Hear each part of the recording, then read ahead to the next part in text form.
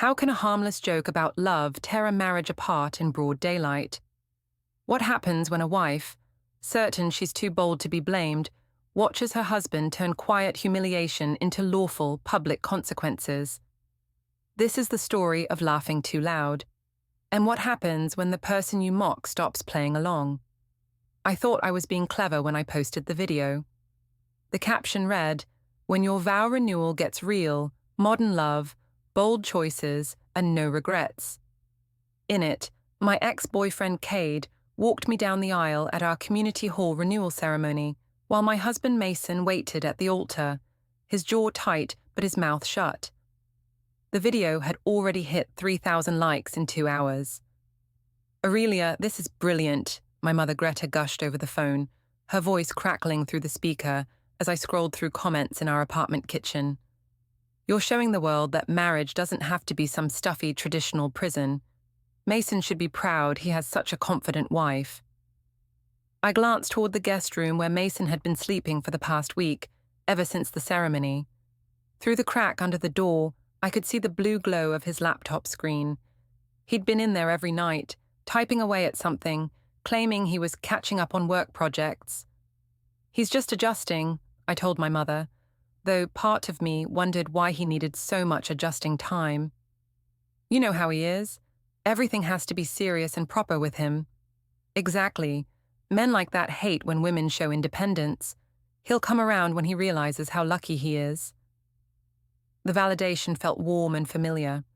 I'd built my entire digital marketing career on understanding what people wanted to hear, and right now, the internet was telling me I was brave, modern, and refreshingly honest about love. The comments ranged from queen behavior to, "Your husband is lucky to have someone so secure," to, "This is what real confidence looks like." Of course, there were the negative ones too. "Poor husband," one read. "This is just cruel," said another. But I'd learned to dismiss those as jealousy or outdated thinking. People who criticized bold choices were usually too scared to make any themselves. My phone buzzed with a text from Cade. "Saw the video.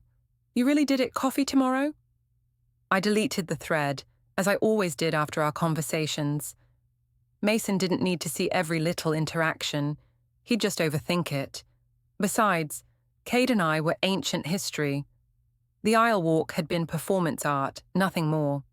A statement about how secure our marriage was, how we could incorporate our past into our present without fear or jealousy.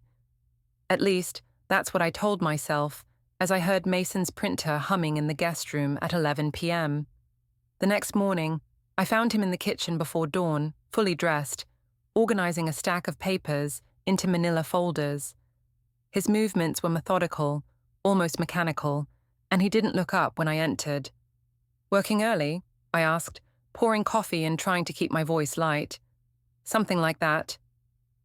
His response was clipped, professional.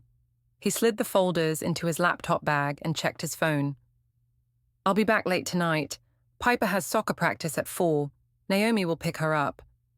Before we dive deeper into this story, I have one small request.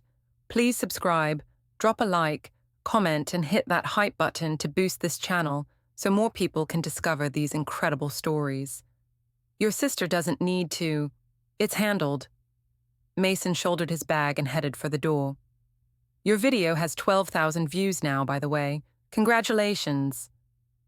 The way he said it made my stomach twist, but I pushed the feeling away. He was being dramatic. The video was getting attention because it was authentic, real, unafraid.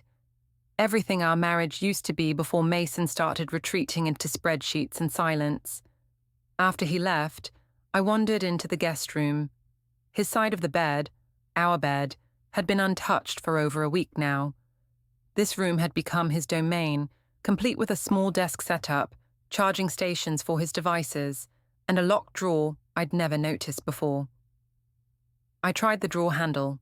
Locked. A new key had appeared on Mason's keyring recently, small and silver. I'd assumed it was for work, maybe a new office or filing cabinet. But looking at this drawer, I wondered what my methodical husband was keeping so carefully secured. My phone buzzed with notifications. The video had hit 15,000 views. Comments were pouring in faster than I could read them. The attention was intoxicating, validating every choice I'd made. I was trending in local social media groups, being shared by lifestyle bloggers, even picked up by a few relationship advice accounts as an example of secure attachment in action.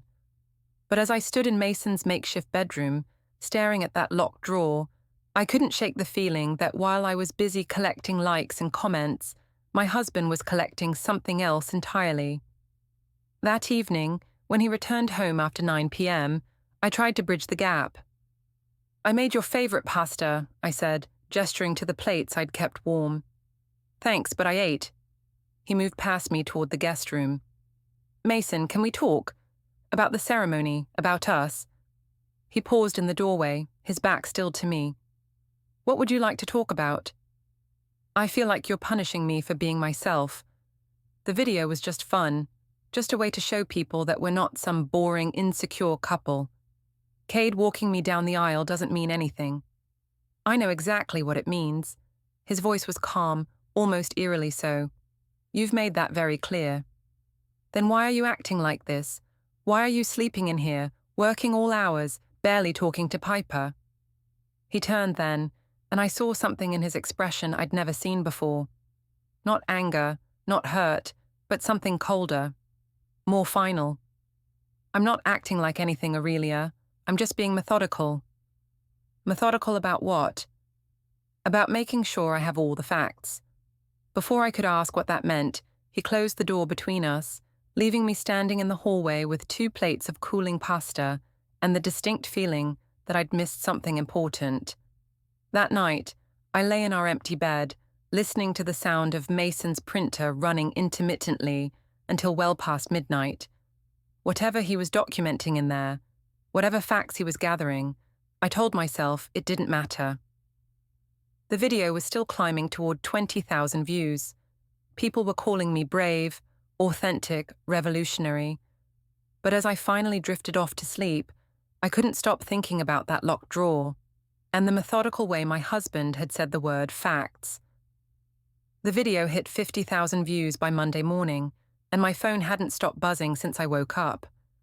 Local news blogs were picking it up, relationship podcasters were using it as discussion material, and my mentions were flooded with everything from marriage advice to interview requests. I was riding the high as I walked into my digital marketing office, already planning how to leverage this attention into content opportunities, maybe a blog series about modern marriage, or a consulting side business for couples wanting to break traditional molds. "Aurelia." My manager Janet's voice cut through my daydreaming before I'd even reached my desk. "Office, now." Janet's glass-walled office felt more like a fishbowl than usual as she closed the door behind us.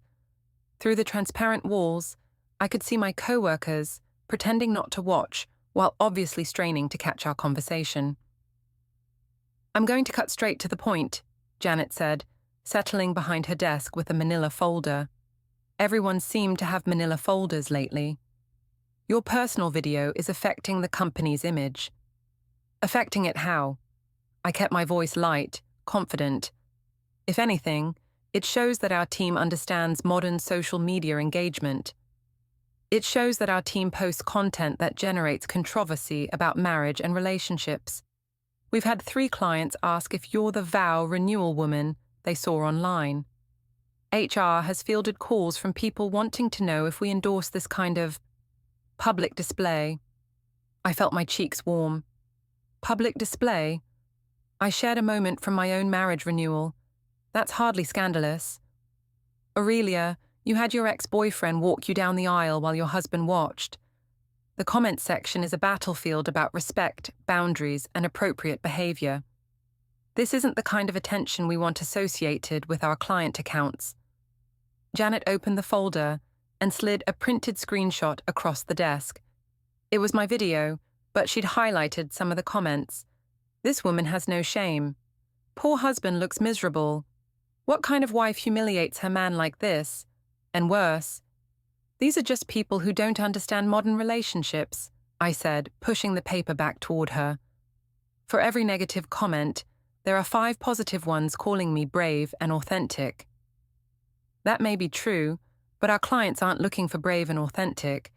They're looking for professional and reliable. And right now, you're neither. The meeting ended with a formal warning in my file and a mandate to maintain more appropriate boundaries between personal and professional social media presence. I walked back to my desk feeling like I was wearing a scarlet letter, hyper-aware of every glance from my colleagues. But the video kept climbing, 75,000 views by lunch. A relationship blogger with 500,000 followers had shared it with the caption, "Modern marriage or emotional abuse? Discuss."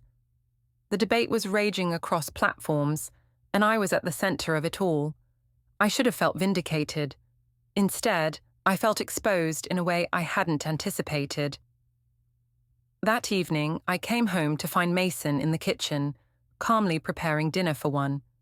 His movements were precise, economical, like he'd choreographed this routine. "How was work?" he asked without looking up from his cutting board. "Fine. Busy. The video's really taking off. Almost 100,000 views now." "I know. I've been tracking it." Something about the way he said tracking made my skin prickle.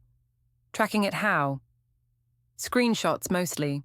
Comments, shares, the general trajectory of public opinion." He slid diced vegetables into a pan with mechanical precision. "It's interesting how quickly sentiment can shift online." "Sentiment about what?" "About you, about us, about what people think they're seeing." I watched him cook, this stranger who looked like my husband but spoke like a researcher discussing a case study. "What do you think they're seeing?" Mason finally looked at me, and again I caught that cold, analytical expression. "They're seeing exactly what you wanted them to see. The question is whether you considered what that actually was." Before I could respond, he plated his single serving and headed toward the guest room. "I'll be working late again tonight. Try to keep the printer noise down. I know it's been running a lot lately." I hadn't used our printer in weeks. After Mason disappeared behind his closed door, I found myself alone in our apartment, scrolling through the endless comments on my video. The positive ones felt less satisfying now, the negative ones more cutting. But it was the analytical ones that bothered me most. The comments that dissected my body language, Mason's expression, the dynamics they claimed to observe. "Look at her husband's face when the ex takes her arm," one comment read. "That's not a man who's okay with this. That's a man who's planning his exit. She keeps looking at the camera instead of her husband during the ceremony. This whole thing was performed for social media, not for their marriage. The way she's smiling while her husband looks miserable, this isn't confidence, it's cruelty." I deleted the app and tried to focus on something else, but the comments had lodged themselves in my brain. I found myself replaying the ceremony, trying to remember Mason's exact expression, whether I'd really been performing for the camera, more than participating in the moment. Around midnight, I heard Mason's door open and his footsteps moving toward the kitchen. I crept to my bedroom doorway and watched him through the crack. He was at our shared computer, the one we used for household bills and family photos, methodically going through files and folders. As I watched, he inserted a USB drive and began copying documents. When he was finished, he opened our banking app and began changing passwords. I watched him update the login information for our joint checking account, our savings, even our shared credit cards. He wrote each new password on a small notebook, which he then slipped into his shirt pocket. My heart was pounding so hard I was sure he'd hear it, but Mason worked in complete silence, efficient and thorough. When he was done, he cleared the browser history, closed the laptop, and headed back to the guest room with his USB drive. I lay awake the rest of the night, staring at the ceiling and trying to process what I'd witnessed. Mason wasn't just working late or sulking about the video. He was systematically documenting and securing things. Financial things, legal things. The next morning, I tried to log into our joint account to pay some bills, only to discover that the password had indeed been changed. When I called Mason at work, he answered on the first ring. "The banking passwords," I said without preamble. "What about them?" "You changed them." I updated our security protocols. Identity theft is a real concern when personal information goes viral. His explanation was reasonable, logical, the kind of thing the old Mason would have discussed with me first. But this Mason, this methodical, documenting, password-changing Mason, had simply acted. "I need access to pay the utilities. I've set up automatic payments for all household expenses. You don't need to worry about it. I don't need to worry about accessing my own bank accounts.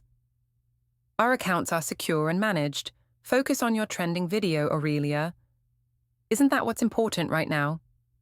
The line went dead, leaving me staring at my phone and wondering when my husband had learned to speak in such perfectly polite, completely dismissive sentences. That afternoon, I found a new USB drive on Mason's desk in the guest room, labeled Records Personal in his precise handwriting.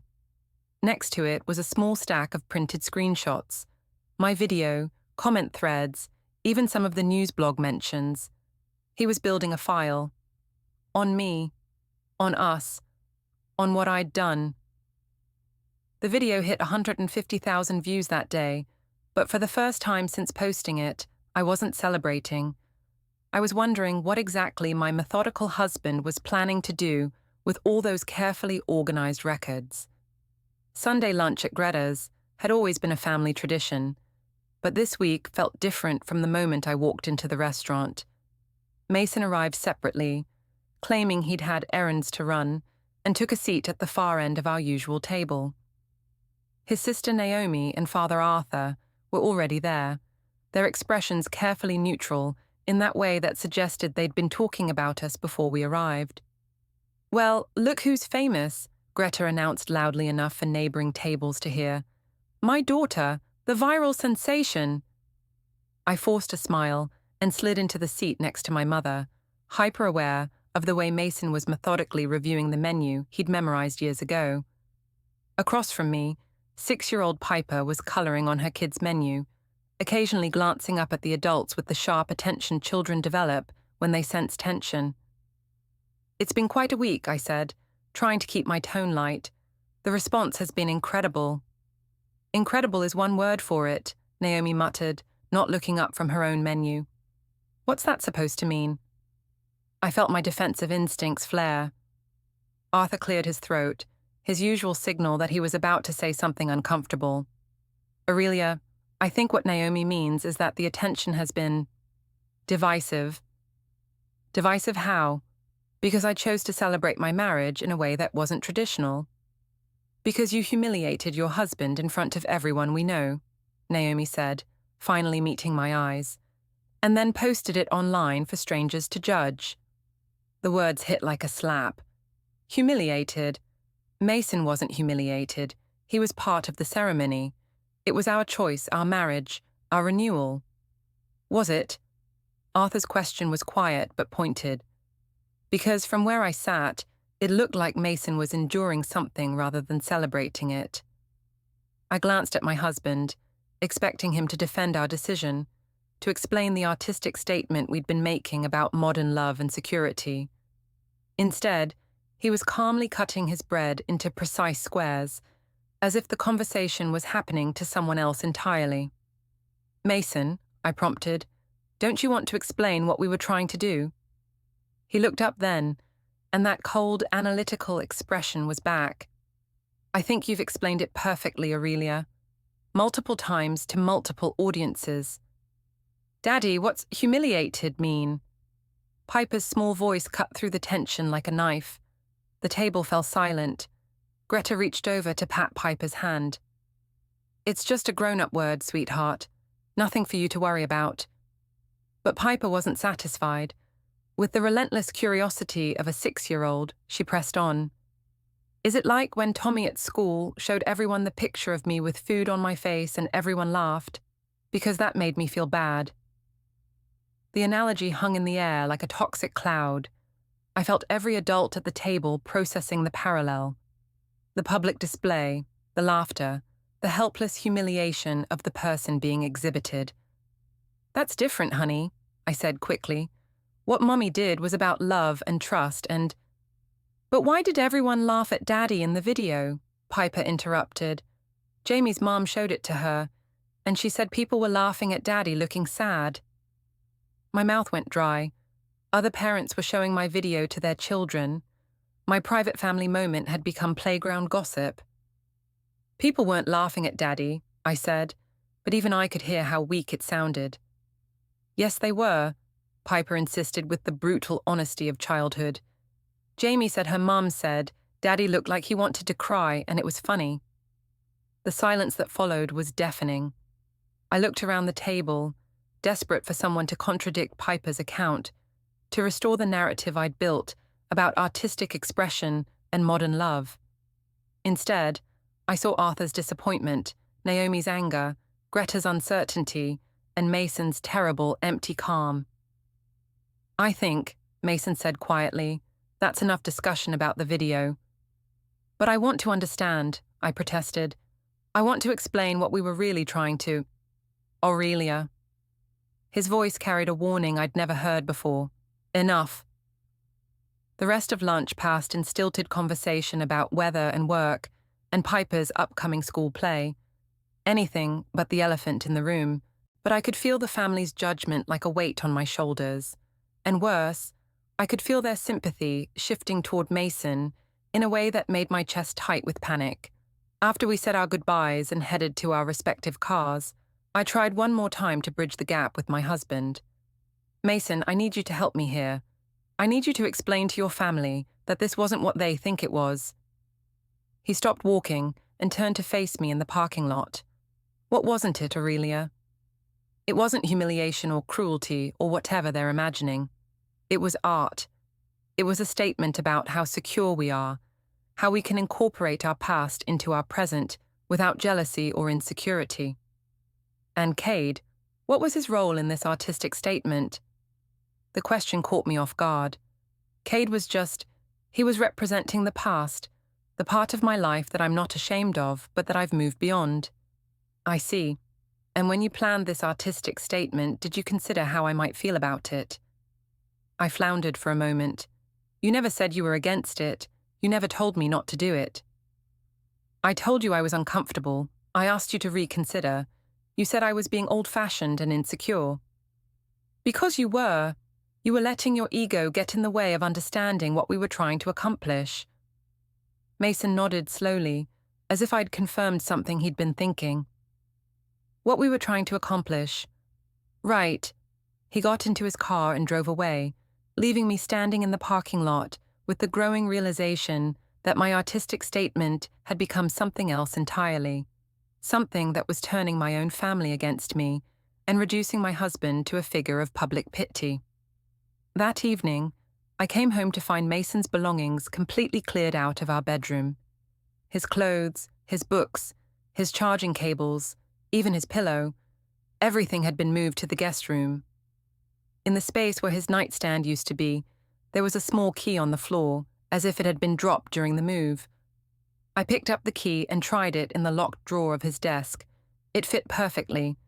Inside, I found a thick folder labeled Documentation and a USB drive labeled Evidence Personal. My hands shook as I opened the folder and found printed screenshots of every social media post I'd made about the ceremony, every comment thread, every news article mention. But worse than that, I found printed records of text messages, my conversations with Cade leading up to the ceremony, discussions about meeting for coffee, messages I thought I'd deleted. At the bottom of the folder was a handwritten timeline in Mason's precise script, documenting every interaction I'd had with Cade over the past 6 months, every lie I'd told about where I was going, every time I'd dismissed Mason's concerns as jealousy or insecurity. He knew everything. Every coffee meeting, every deleted text, every manipulation I'd used to justify my choices. And he'd been documenting it all with the methodical precision of someone building a case. I sat in his makeshift bedroom, surrounded by evidence of my own deception, and realized that while I'd been collecting likes and comments and viral fame, my husband had been collecting something far more dangerous, the truth. The locked drawer had been a trap, I realized later. Mason had left that key where I'd find it, knowing I'd use it, knowing I'd discover exactly what he wanted me to discover. It was a message. I see everything, I document everything, and I'm several steps ahead of you. The folder's contents haunted me for days. Screenshots of text conversations I'd had with Cade, dating back months, not just about the ceremony, but about everything. Our coffee meetings, our shared memories, my complaints about Mason's boring nature and lack of spontaneity. Printed records of social media interactions I'd forgotten about, likes and comments on Cade's posts, photos from group gatherings where we'd stood just a little too close. But the worst part was Mason's timeline. Written in his precise handwriting, it laid out a pattern I hadn't even realized I was creating. March 15th, A meets C for coffee, tells M she's meeting Sarah from work. March 22, A likes 14 photos on C's Instagram. Comments miss this on photo from our college days. April 3, A deletes text thread with C after M asks about her phone buzzing. April 18th, A suggests vow renewal ceremony, mentions wanting it to be unconventional. May 2, A proposes, C walk her down aisle, dismisses M's concerns as insecurity. The timeline continued through the ceremony and beyond, documenting my social media posts, the viral spread of the video, even my conversations with family members, where I'd dismissed Mason's feelings as outdated thinking. Reading it was like seeing myself through someone else's eyes, someone who'd been watching carefully, taking notes, and drawing conclusions I'd never intended him to draw. I tried to approach Mason about it that evening, but he'd become a ghost in our own home. He left before I woke up, returned after I'd gone to bed, and spent his time in the guest room with the door locked and his printer running at all hours. When I did catch glimpses of him, he was calm, polite, and utterly unreachable. "We need to talk," I said one morning, cornering him in the kitchen as he prepared his single-serving breakfast. "About what?" "About the folder. About what you think you've discovered." He paused in his methodical routine and looked at me with that analytical expression that had become so familiar. "I haven't discovered anything, Aurelia. I've simply organized information that was already there. Information that makes me look like I was having an affair." "Were you having an affair?" The question was asked so matter-of-factly that it took me a moment to process it. "No, of course not. Cade and I are friends. We have history, but we're not. I would never." "I know you're not having a physical affair," Mason said, returning to his breakfast preparation. "That would be too simple." "Then what do you think I'm doing?" "I think you're doing exactly what you've always done. You're taking what you want, when you want it, and expecting everyone else to adjust to your narrative." His words stung because they carried a grain of truth I wasn't ready to examine. "That's not fair. Isn't it? You wanted attention, so you created a viral moment. You wanted validation, so you dismissed my concerns. You wanted to feel desirable, so you brought your ex into our marriage renewal. And when anyone objects, you reframe their objections as their problem, not yours." I stood there, coffee mug in hand, watching my husband dismantle our relationship with the same methodical precision he brought to his work projects. "So what happens now? You keep building your little case file until you have enough evidence to—" "What? Divorce me?" Mason finished plating his eggs and turned to face me fully. "I'm not building a case, Aurelia. I'm protecting myself." "From what?" "From whatever you decide to do next." That afternoon, I tried calling Cade, suddenly desperate to understand how Mason had gotten screenshots of our private messages. The call went straight to voicemail, and when I texted him, the response was immediate. "Can't talk right now. Maybe better if we don't for a while." Even Cade was pulling away. At work, The viral video had become a liability. Janet had moved me off 2 client accounts, claiming they'd requested different representation after seeing my social media presence. My co-workers were polite but distant, and I'd caught several of them looking at me with expressions that ranged from pity to disgust. The comments on the video had shifted too. The initial wave of support had been replaced by deeper analysis, relationship experts weighing in, people sharing their own stories of public humiliation in marriage. I was no longer a brave pioneer of modern love, I was a cautionary tale. But the worst part was coming home each evening to the sound of Mason's printer, knowing he was documenting something new, building his file with whatever fresh evidence my day had provided. One night, unable to sleep, I crept to the guest room door and listened. I could hear Mason on the phone, his voice low but clear enough to make out fragments. Custody arrangements. Documented pattern of public humiliation. Best interests of the child. My blood went cold. He wasn't just protecting himself, he was preparing to leave, and he was building a case for taking Piper with him. I pressed my ear closer to the door, straining to hear more, when the conversation suddenly stopped. Footsteps approached the door, and I barely had time to scramble back to the bedroom before Mason emerged. He didn't look toward the bedroom, didn't acknowledge that he might have been overheard. Instead, he walked calmly to the kitchen, got a glass of water, and returned to his room, locking the door behind him. But I'd heard enough. Custody arrangements. The best interests of the child. My viral video hadn't just damaged my marriage, it had given Mason ammunition to take my daughter away from me. The next morning, I found a new addition to Mason's desk, a thick manila envelope with my name written on it in his precise handwriting. Inside was a single sheet of paper with an address, a date, and a time. Civic Plaza Courthouse, Thursday 2 p.m. Come alone. No explanation, no context, just an appointment that felt like a summons. I spent the next 2 days in a state of barely controlled panic, trying to reach Mason, trying to understand what was happening, trying to regain some control over a situation that had spiraled completely beyond my management. But Mason had become unreachable, professionally polite when necessary, but otherwise invisible. He communicated through notes left on the counter, arrangements made through Naomi for Piper's care, and the constant sound of that printer running late into the night. On Thursday morning, I woke to find him gone, and most of his remaining belongings cleared out.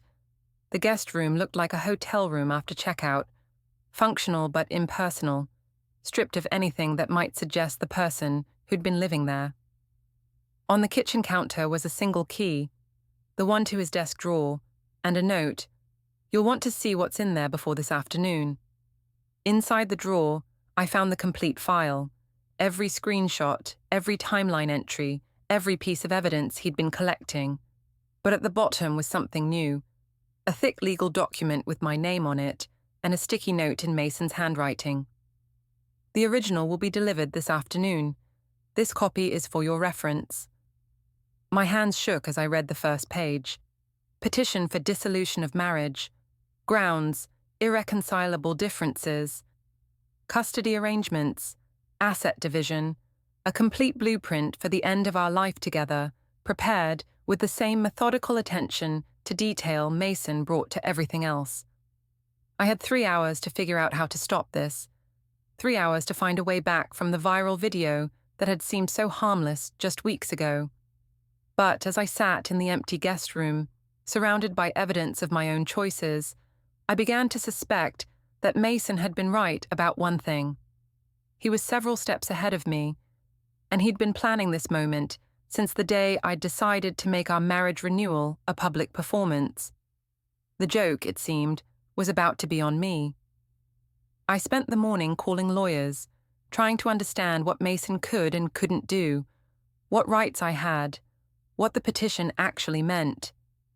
The legal terms swam together in my panic, irreconcilable differences, best interests of the minor child, equitable distribution of assets. Each phrase felt like another nail in the coffin of the life I'd built. The lawyer I finally reached was sympathetic but direct. If he's been documenting a pattern of behavior that could be seen as detrimental to the child's well-being, and if he's been methodical about financial preparation, he's likely been planning this for some time.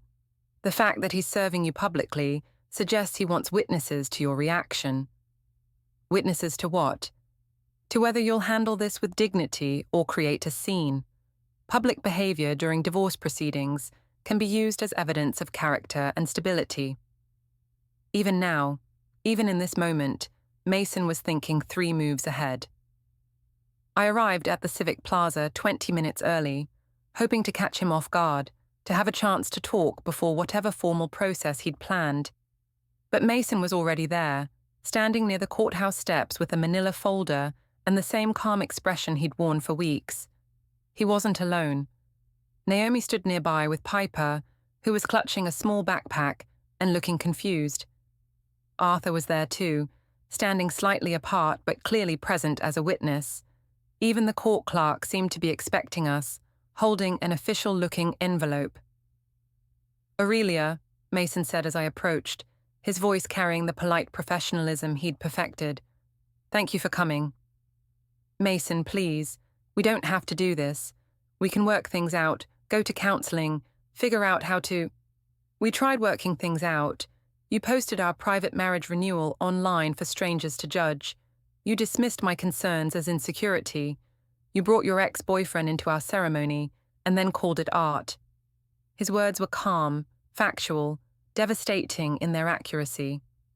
Around us, people were starting to notice the scene. A man in a suit with legal documents, a woman pleading, a small child watching with wide eyes. "I made a mistake," I said, aware that my voice was getting louder, more desperate. "I got caught up in the attention, in trying to be modern and bold. But it was just a video, just one moment that got out of hand." "It wasn't one moment." Mason opened his folder and pulled out a thick stack of papers. "It was 6 months of meetings with your ex-boyfriend, 6 months of deleted text messages, 6 months of dismissing my feelings and reframing my concerns as character flaws." The papers he held were copies of everything from his file. The screenshots, the timeline, the documentation of every choice I'd made that had led us to this moment. "You documented everything," I whispered, finally understanding the scope of what he'd been doing. "I protected myself," he corrected. "I gathered evidence of a pattern of behavior that was damaging our marriage and potentially harmful to our daughter." "Harmful to Piper? How is any of this harmful to—" "She's 6 years old and her classmates are talking about a video where mommy humiliated daddy for fun. She's asking me what humiliated means and why everyone was laughing at me looking sad. She's watching her mother prioritize social media attention over her family's well-being." Each word hit like a physical blow. I looked at Piper, standing next to Naomi with her backpack, and realized she was packed for more than just an afternoon visit. This wasn't just about serving papers, this was about custody, about taking my daughter away from me. "You can't take her," I said, panic rising in my voice. "She's my daughter too."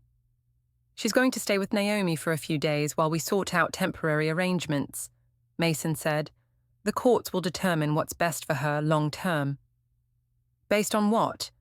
Based on one video that you've twisted into something it wasn't?" Mason handed me the official envelope. "Based on documented evidence of a pattern of behavior that prioritizes personal gratification over family stability. Based on your own words, your own choices, your own actions." I opened the envelope with shaking hands. The petition was thick, official, devastating in its thoroughness. Every text message I'd thought was private, every social media post I'd made, every lie I'd told about where I was going, it was all there, organized chronologically, presented as evidence of conduct detrimental to the marriage and the well-being of the minor child. "This is cruel," I said, looking up at Mason. "This is vindictive and cruel and—" "This is methodical," he interrupted.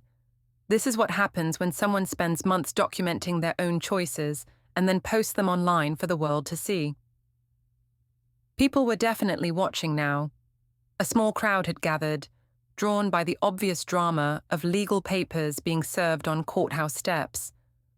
I could see phones being pulled out, people starting to record, and I realized with horror that Mason had orchestrated this moment perfectly. Just as I'd made our marriage renewal a public performance, he was making our divorce one too. But where my performance had been chaotic and attention-seeking, his was controlled and purposeful.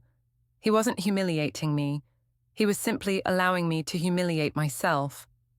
"Please," I said, my voice breaking. "Don't do this. Don't take Piper away from me. Don't end our marriage over a stupid video." "I'm not ending our marriage over a video, Aurelia. I'm ending it because you chose your ex-boyfriend's validation over your husband's feelings.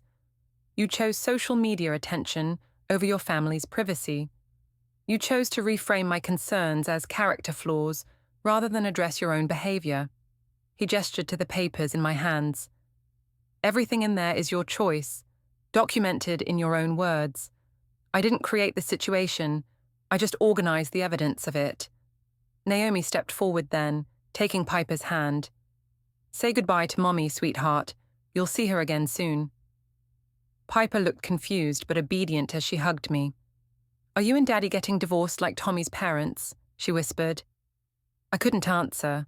I could barely breathe as I watched Naomi lead my daughter away, watched Arthur nod grimly at Mason before following them, watched my entire family structure dissolve in the space of a 10-minute conversation. Mason was the last to leave. He stood there for a moment, looking at me with something that might have been sadness if I hadn't known better.